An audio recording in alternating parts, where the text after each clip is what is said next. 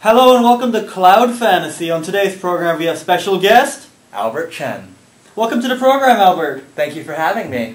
No problem at all. So let's start off with NFL Week 7 picks here on Cloud Fantasy. Yep, we're entering Week 7. We're about almost halfway through the season. The trade deadline just passed by. And, it certainly has.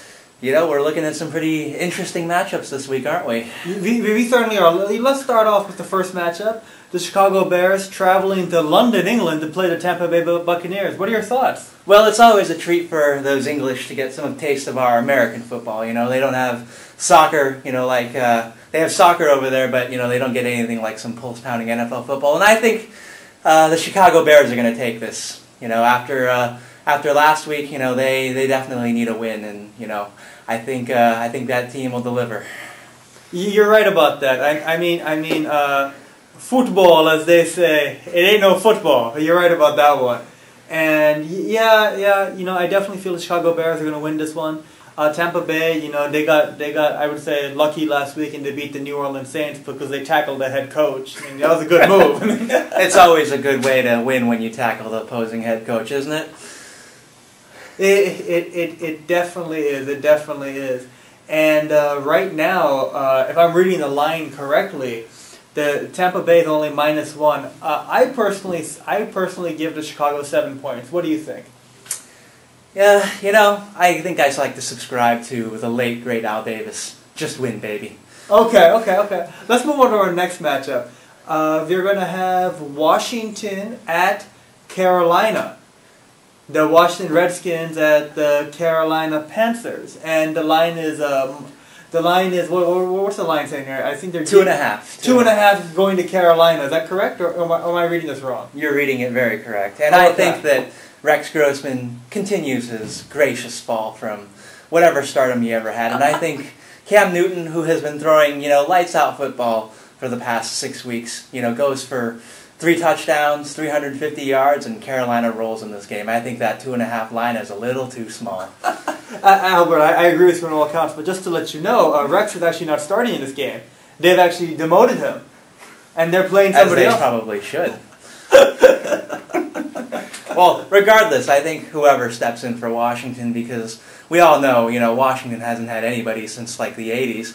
I still think Carolina, you know, they win this one running away, something like 34-22 or something. Well, you know, I'm going to second that motion. And you know, in Carolina, they clearly have Cam Newton, who I'm openly calling Killer Cam, but the way this man can play. And you know, it's not just the yards, it's the leadership. And you know, he's got a nice team. He's got 2 good tight ends, a good wide receiver. He's got 2.5 good running backs. So I'm going to give this one to the Carolina Panthers, and I'm going to give them, you know what, I don't respect Washington at all. I'm going to give Carolina 7 points on this one. How do you feel about my 7? I think your 7 points is a little too low. It's a little too low? What do you give them? A little too low. I'd give them at least more than 10. I think Washington's going to have to, you know, they're going to be soul-searching by the end of this game. And Mike Shanahan, he's going to be on the hot seat. On the hot seat? On the hot seat. Okay, I'm calling it now. You heard it here first. Okay. So then our next matchup is the San Diego Chargers, the New York Jets. The line is they're giving San Diego Chargers 2 points. What do you give this, Albert? I'm gonna take the Jets here. You know, they had a nice win against Miami last week, and I think they're gonna, you know, step it up again this week. You know, I think San Diego, you know, they're doing really well this year. They're leading the AFC West, but you know, this is at New York, and it's always tough to play in front of a New York crowd that's always mean to, you know, visitors. So I think I'm going to give New York Jets a 3-point win. It's going to look something like 20-17. You know, Mark Sanchez, he's going to play his usual, you know, just enough to win, and you know, the New York Jets defense is going to step up when it most needs to. Well, you know, I agree with you on all accounts. You know, I never really respected San Diego that much. I know people always say they're a Super Bowl contender, but I never thought they were actually going to win it. I think the Jets are going to finally start bouncing back. They have the defense, they have the coach, and you're correct, 100% correct. Their quarterback's just enough, and you know, I'll give them 3 points as well on this one. Moving on, we have the Seattle Seahawks going to the Cleveland Browns, and they're giving the Browns 3 points on this one. How do you feel? I think Cleveland played well enough to win last week against Oakland, but you know, Oakland had the Al Davis factor against it. We're going with it, and you know, Seattle, they're not very good this year. I think this is still going to be a pretty close game because they're still, you know, pretty close in terms of quality play. I think Cleveland will take this one. It might be 3 points or less. You know, it's going to come down to something like a field goal within the last 2 minutes of regulation. Wow, wow. You know what? I agree with most of what you said, but I'm going to give Cleveland 7 in this one.